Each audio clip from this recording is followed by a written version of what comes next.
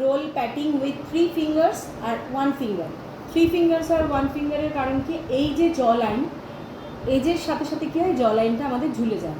তো particularly 1 finger আর 3 ফিঙ্গারই কেন না, 1 ফিঙ্গার মানে আমি একটু কী বললাম, আঙুল যখন একটা থাকে তখন পয়েন্টেড হয় বেশি, মানে আমরা একটা জায়গা ধরে আমি স্কিনটাকে টানতে পারি।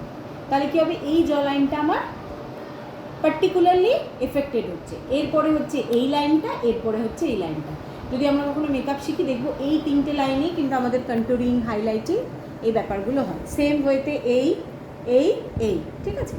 আচ্ছা, এবার যখন এই পোর্শনটা করছি, তারপরে কি আছে, Japanese fan, V pulling same ওয়েতে হাত দিয়ে এই পোর্শন, এই পোর্শন, এই পোর্শন হলো।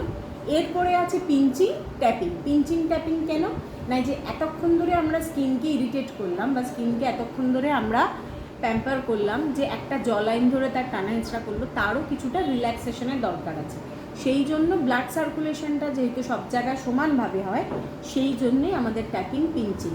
ফেশিয়ালের ম্যাসাজ টেপ যদি ভুল হয়, তার রিয়াকশান কিন্তু ক্লায়েন্টের স্কিনে থাকে। প্রত্যেকটা ফেশিয়াল ম্যাসাজ টেপের একটা সায়েন্টিফিক রিজন আছে। আমি আমার ইচ্ছা মতো কোনো ম্যাসাজ ক্লায়েন্টের ওপর করতে পারি না, যদি আমি প্রপার ফেশিয়াল ক্লায়েন্টের ওপর করতে চাই, ঠিক আছে। তাহলে সেই জন্য সেটা আমাদের মাথায় রেখে, এবং ম্যাসাজ টেপ প্রথমে যেভাবে শুরু করব, একদম শেষ ম্যাসাজ টেপ যখন আমরা যাব এই পোর্শানে, নেক অ্যান্ড শোল্ডারে, একদম প্রেশার পয়েন্ট ক্লায়েন্টকে যেভাবে জিজ্ঞাসা করে প্রথমে শুরু করব যে আপনার প্রেশার ঠিক আছে কিনা, এই নেক অ্যান্ড শোল্ডার অবধিও সেম প্রেশার পয়েন্ট থাকবে, কোনো আলাদা প্রেশার পয়েন্ট বাড়ানো যাবে না। কারণ কি, এবং রিদিমও সেম থাকবে। আমার মনে হলো এখানে তাড়াতাড়ি করে দিলাম, ওখানে আসতে না।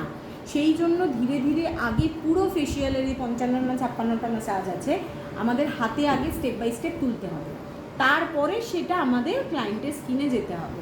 কারণ ডিরেক্ট যদি আমরা ক্লায়েন্টের স্কিনে প্র্যাকটিস করি, তাহলে কিন্তু ব্লাড সার্কুলেশন এক্সেসিভ হয়ে যাবে। ক্লায়েন্ট কেন, তোরা তো নিজেরাই নিজেদের ওপর প্র্যাকটিস করবি, তখন দেখবি খুব কষ্ট হচ্ছে। কারণ কি, আমাদের বডির যে ওয়েট আছে আমরা তো বুঝতে পারি না, প্রথম কী হবে, সেই প্রেশারটাই প্রথমে পড়বে। একটু আগে বললাম না, পয়েন্টেড কোনো কিছু সিঙ্গেল আঙুল দিয়ে নয়, যেখানে প্রেশার পয়েন্ট থাকবে বা দেবো আমরা অ্যাডভান্সের ক্ষেত্রে, সেখানে আমাদের সিঙ্গেল, কিন্তু বেশিরভাগ ক্ষেত্রে ডবল। কারণ কি, যখনই আমরা একটা আঙুল দেবো তার প্রেশার অনেক বেশি পড়ে, কিন্তু যখনই আমরা দুটো আঙুল দিয়ে প্রেশার দিচ্ছি তখন তার পয়েন্টটা বেশি হবে, সেটা ভাগ হয়ে যাবে, সেটা পার্টিকুলারলি বেশি পড়বে না। কারণ ফেস বলো, যেখানেই বলো, আমাদের বেশি প্রেশার দিয়ে কনস্ট্যান্ট, একটা মানুষ তো 21 ডেজ অন্তর অন্তর ফেশিয়াল তার করা উচিত, তো সেই ফেশিয়ালের মধ্যে কোনো জায়গায় বেশি প্রেশার দিয়ে কনস্ট্যান্ট করা উচিত না, তার রিয়াকশন খারাপ হয়, ঠিক আছে।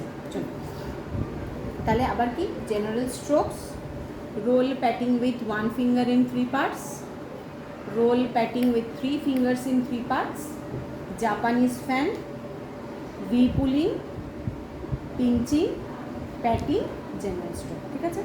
চলো এটা আবার শুরু কর, প্র্যাকটিস কর।